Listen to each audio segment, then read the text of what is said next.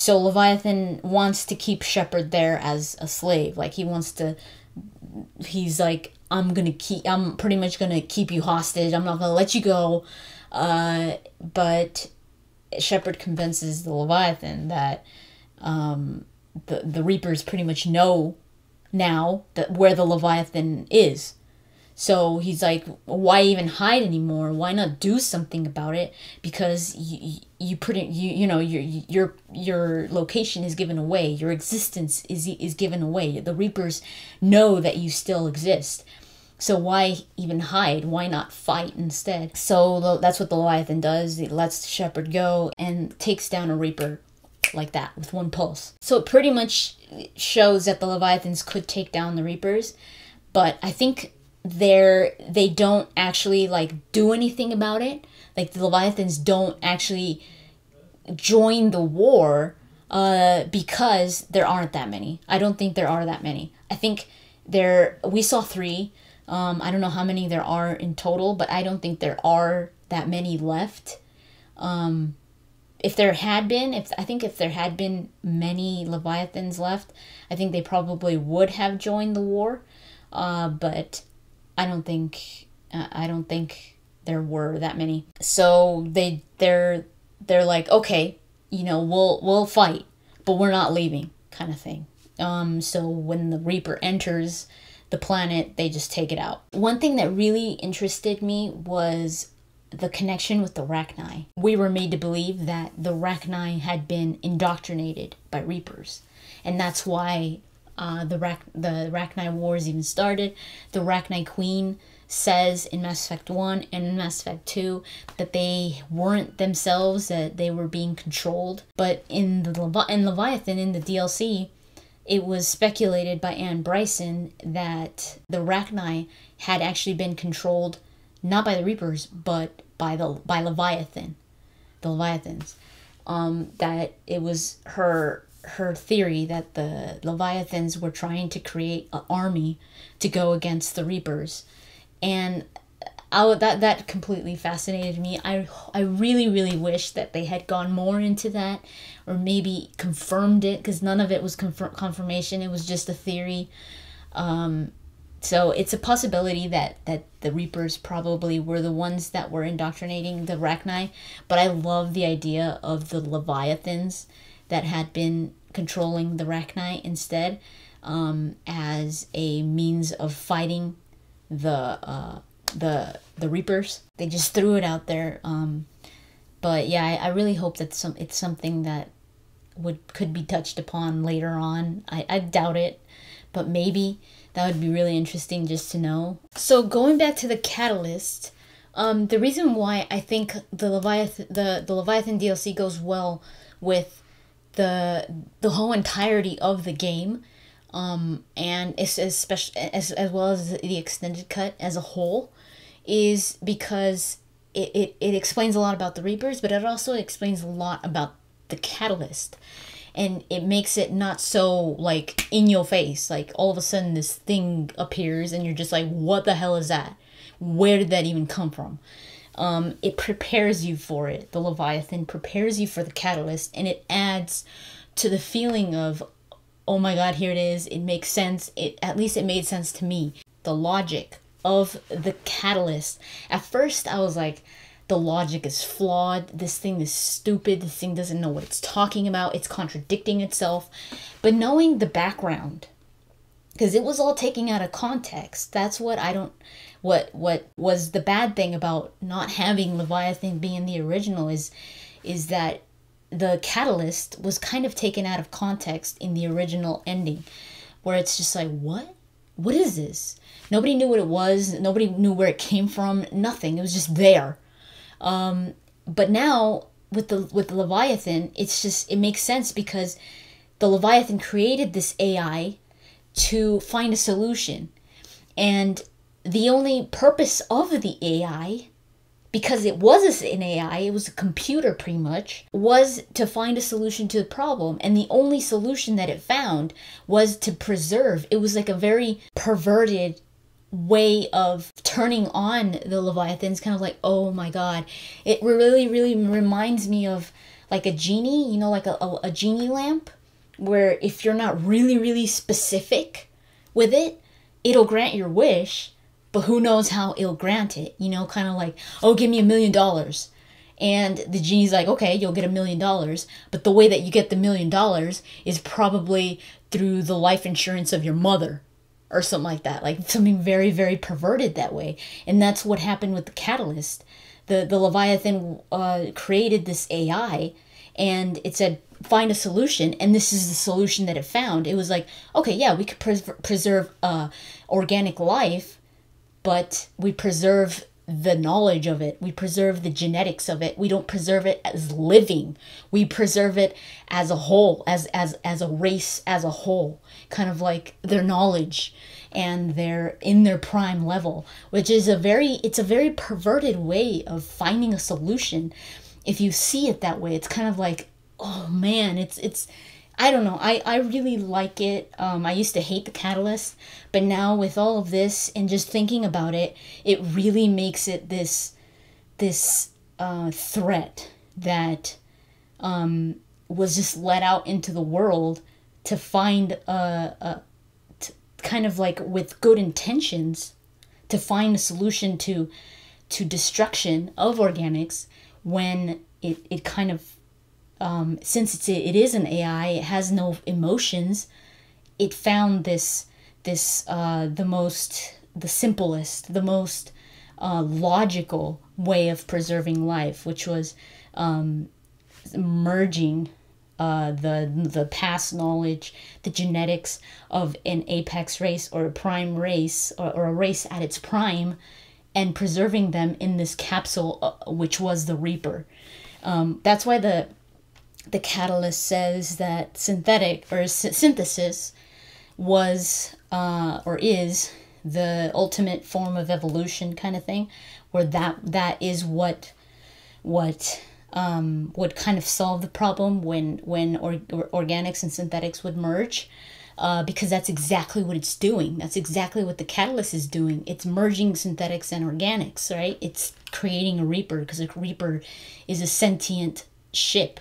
It's organic, but it's also synthetic. So that's why it considers synthesis to be like the ultimate form of evolution, but it states that they've never gotten to that point. In the logic of the catalyst, since it's very computable, it's not like, oh, maybe. No, it's very precise. It's mathematical. It's like, this is, if this, then this.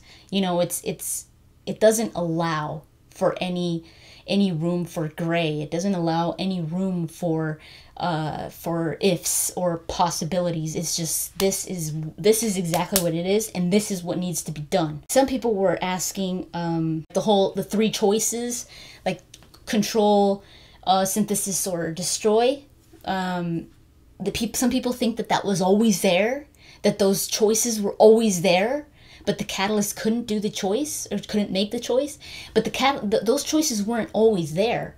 What made those choices was the crucible. And here's what I think, and what some people, when I was thinking about this, I was like, oh my gosh, this is probably what's going on. And I was seeing that other people also had the same idea, is that the crucible was most likely created by the Leviathans. Now, this is the reason, because the crucible, everything that's been said about the crucible is that past generations, past races have worked on it, but they've never finished it. And when Shepard asked the Leviathan about the crucible, the Leviathan, he's in the form of Garneau, or at least the person that was supposedly Garneau, I believe. He stops. It's a close-up of his eyes. He stops and kind of like looks down. It's just, he hesitates for a moment. And I was like, why that hesitation? Hesitates, and then he says that we've watched the construction of it, and no race has finished it. They've all been indoctrinated, or wiped out before they even finished it, and that the outcome is unknown. of the Crucible. But nobody knows the Crucible, nobody knows who actually developed it. Because it says that it is unknown who initially began the development of the Crucible. And I think it's the Leviathans. And the reason why I think the Leviathans developed the Crucible is because who else would know about the catalyst? And what does the Crucible do?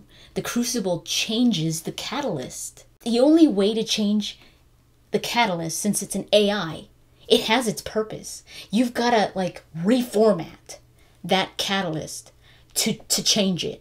To pretty much say, oh, okay, I've got I have a different purpose now. It's kind of like reformatting a computer. It doesn't do it on its own. You have to initiate it. So the Crucible changes the catalyst, because the catalyst said that the Crucible changed it and provided new solutions, but that it couldn't make the solution. It couldn't change it. It needed somebody to reboot it. So since Shepard was there, he's like, you got to do it, because I can't do it. A computer can't reformat itself. You got to do it. Who would create something that would reformat or reboot the catalyst? Who would know about the catalyst? The Leviathans. The Leviathans are the only ones that knew about the catalyst. Now, it's kind of presumed that the Protheans created the catalyst or the Crucible, but they didn't. They just worked on it. They worked on countless different species obtained and made contributions to the design over the course of millions of years, but none successfully deployed it before being wiped out by the Reapers. The latest species to try was the Protheans. So the Crucible already existed before the Protheans. The Protheans just worked on it also. But the Crucible was, in my opinion, or what makes most sense, and if they were to incorporate this, I think it would be awesome, is that the Leviathans were the ones that came up with the Crucible, saying, we need something to reformat that damn thing, to change it, and to change its purpose, or to get rid of it completely. And the only way was creating something that would pretty much change the reformat, the catalyst, and that was the Crucible. So when the Crucible connects with the Citadel, the catalyst says that the Crucible changed it, and now more solutions have been present for the solution of chaos, but that it can't make the changes that Shepard needs to do it, and not because Shepard was like the Leviathan said, Shepard was the anomaly, not because of that, but because Shepard was there. If Shepard had died and Anderson had gone up, the Leviathan or the catalyst would have used Anderson, because it needed somebody to make the choice, because the catalyst wasn't going to be able to. So it's not that there was something special about Shepard. Shepard was special, but what made Shepard special was that he was a strong-willed person. The three strong-willed people, the strong-minded people that we've encountered in Mass Effect, the whole series, have been Saren, Shepard, and the Elusive Man. Saren had, like, people say they associate Saren with the synthesis choice. Saren didn't want to destroy the Reapers. He wanted to pretty much merge them, you know? He was like, no, we could use them, kind of thing. So he didn't want to destroy them. So he easily was duped by the Reapers, because he didn't want to destroy them. The Elusive Man, he wanted to control them. He didn't want to destroy them. He didn't want to fight them. He was like, no, we could use them. So Tim, or the Elusive Man, he was strong-minded, yeah, but he was easily duped again, because he wasn't fighting the Reapers. And then Shepard's the only one that has fought the Reapers to the end, where he's just like, no, we're gonna fight the Reapers. We've got to kill these guys, that kind of thing. So that's why they haven't been able to control Shepard, because he is fighting till the end, and he's not giving in until the end, until he's presented with those three those three options where he's like, okay, I've got to choose one of these three, which one's better. That's where he's like, this is it. This is the end. I've got to make a choice. So that's why he was special, because he was, at least that's what I think that makes most sense. You guys could share your thoughts in the comments, what you think. But Shepard isn't the only one that could have made the change to the catalyst, because the Crucible was the one that changed the catalyst, not Shepard. It was the Crucible, and Shepard just needed to input pretty much data because he was there. Whoever would have been there needed to do it because the catalyst couldn't do it. And the reason why the Elusive Man wasn't able to do it was exactly why the catalyst said. They already controlled him. The Reapers already controlled, the catalyst already controlled Tim, or the Elusive Man. So yeah, that's pretty much what I think makes most sense when it comes to the Crucible, the Catalyst, and the Leviathans and the Reapers. The Catalyst is pretty much just doing its job. It's doing what it was made to do, because it's a robot. I mean, not a robot, but it's synthetic. It's an AI. It was made for a purpose, and it didn't betray the Leviathans because it wanted to. It didn't betray them because it went rogue or because it's evil. It went against the Leviathans because it calculated that was the only way of doing it, of preserving each race, is by harvesting them and keeping them, keeping their knowledge, their genetics and all that safe in a capsule, pretty much, which are the Reapers. So every time they harvest the apex race, the prime race, the spacefaring race, the race that pretty much evolved to their maximum, which in the cycle of the Protheans, it was the Protheans. In this cycle, it was the humans, because they were the ones that, I mean, Harbinger says this so many times, that the humans were the ones that had the best, like the most useful genetics, kind of thing, like being eternal, and like the humans should just give in because they're going to be eternal after this. They would be like complete power, and kind of saying like, just give in, you know, you guys aren't going to die.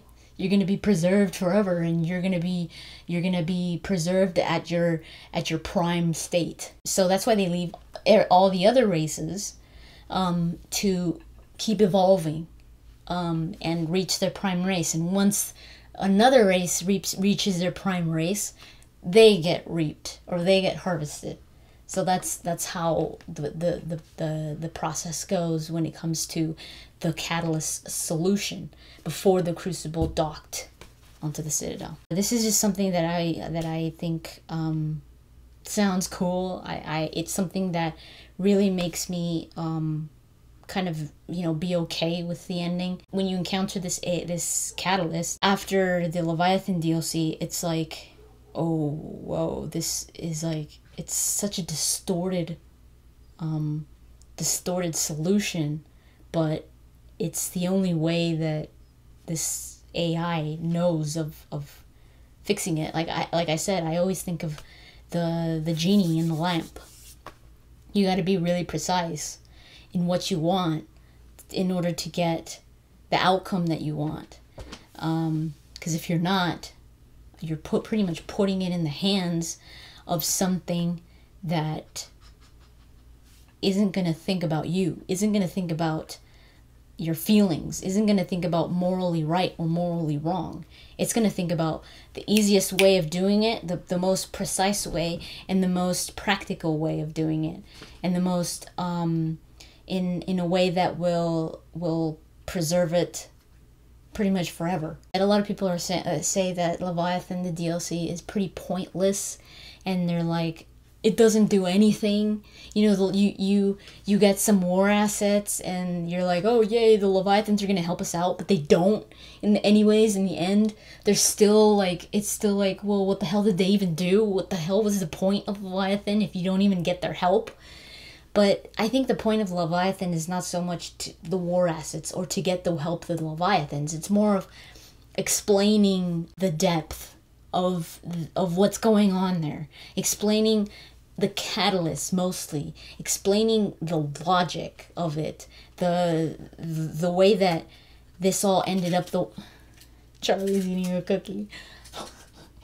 And explaining the way that synthetics compute things and how different that is, opposed to, like, say, Shepard, that is very I mean, you're presented with morally right, or more, or morality a lot in Mass Effect with Renegade or Paragon throughout the whole series, and then all of a sudden you hit this point where you are facing this thing that has none of that in mind, where it's just like, I was computed to do this, and it's up to you to finally make a decision that is best for everybody, more on calculated by a human terms than an AI.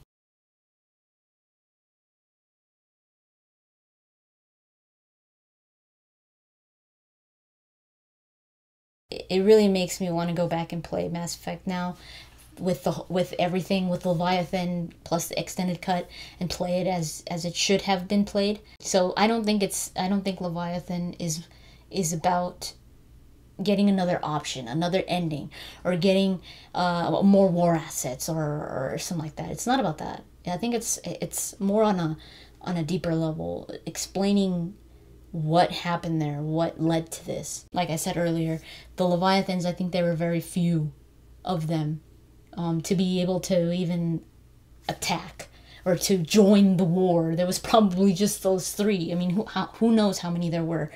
But compared to how many Reapers there were, I really don't think that it was a considerable amount. Like, for you to get the Leviathans as a war asset, and then you see them like fighting in space. No, I don't think so. I think it was more of like, yeah, we'll back you guys up if anything comes in here, and we'll take them out. But that's it. So yeah, I'll talk to you guys later.